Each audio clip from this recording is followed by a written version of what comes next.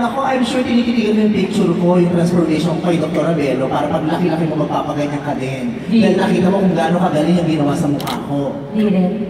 Wala na masyadong ginawa si Dr. Abelo sa akin. Facial lang. Mas na rin wala. Tsaka pag oras mo na magpaganyan, nanginginig na siya.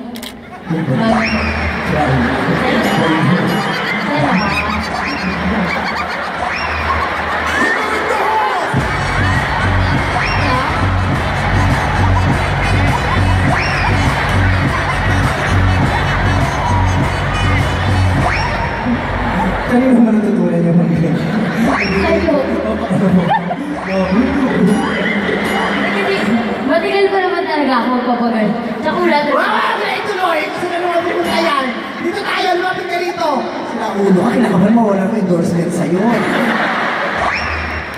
Bakit kasi sila ulo? Ba't naman nandito? Nandito ka parang bisiti ng buhay ko? Nandito ako para itanong lahat ng nagawa ko pagkakamali. Kasi